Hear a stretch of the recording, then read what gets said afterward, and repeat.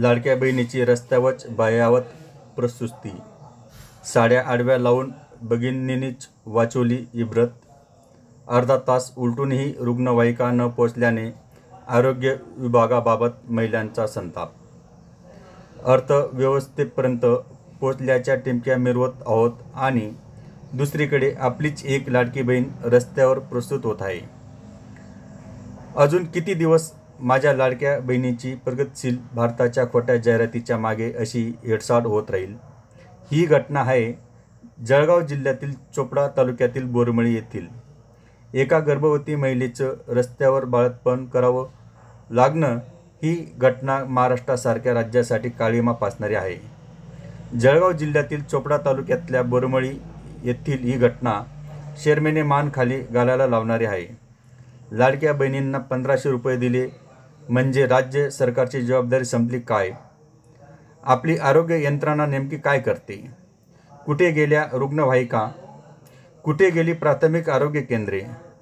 झोपलेल्या यंत्रणेनं आता तरी जागं होऊन अशा घटनाकडे गांभीर्याने लक्ष द्यावं. लाडकी बहीण योजनेच्या नावाखाली वल्गना होण्याचे प्रकार अनेक घटनांतून होताना रोजच नवनवीन चित्र पाहावयास मिळत आहेत. आरोग्य विभाग असून नसल्यासारखे आहे. अतिदुर्गम व आदिवासी भागात आदिवासींच्या मूलभूत सोयी सुविधांकडे जातीने दुर्लक्ष होण्याची बाब वारंवार उघड होत असते. मात्र प्रशासनावर बसलेले लोकसेवक सोयीस्करपणे काळाडोळा करीत असतात. हे कुठवर चालेल आणि याकडे कोण लक्ष घालेल? हे प्रश्न आजही अनुत्तरित आहेत. फोन करूनही ॲम्ब्युलन्स वेळेवर येत नाही, मग अशा सुविधेचा फायदा काय? असा प्रश्न आज जमलेल्या भगिनींना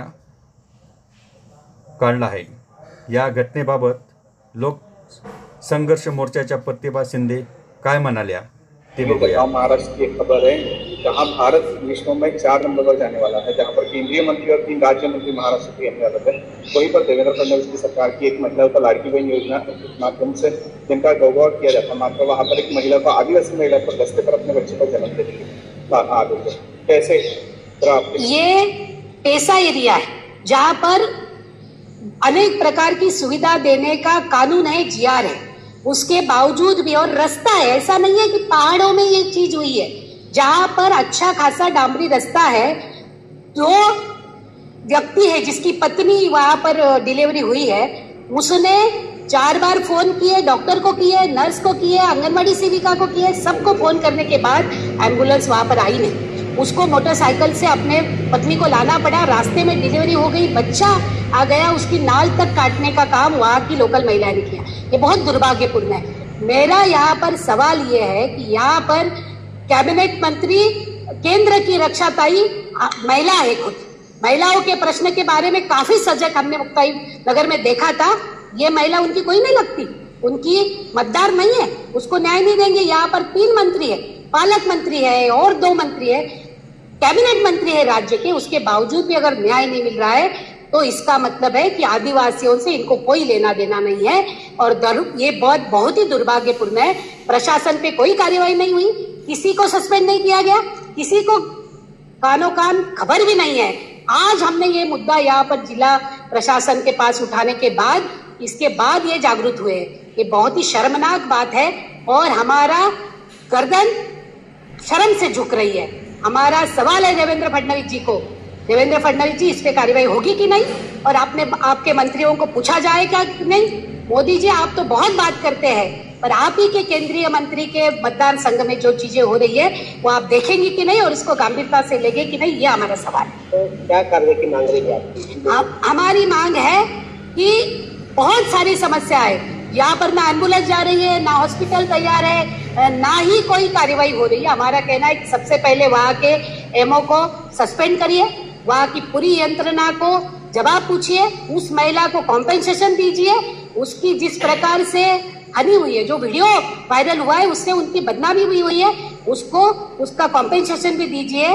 और इन सब मंत्रियों को आदिवासी इलाके में भेज के 2 दिन मुक्काम पे भेजिए और उनसे पूरी क्या स्थिति है उसका जायजा भी लीजिए.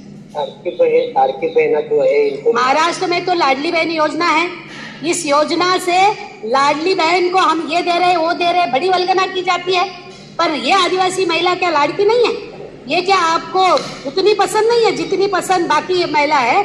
हमारा सवाल है कि लाड़की महिलाओं के लिए महाराष्ट्र ने आदिवासी विकास विभाग का 45% बजट दूसरे डिपार्टमेंट को वर्ग किया है, इन पे अत्याचार किया है। हमारा सवाल है कि इस बहना को अगर न्याय नहीं दिया जाएगा तो आदिवासियों को कदापि न्याय देने के लिए ये सरकार सक्षम नहीं है, ये आरोप हम करते हैं। मेरा नाम प्रतिभा शिंदे, लोक संघर्ष मोर्चा।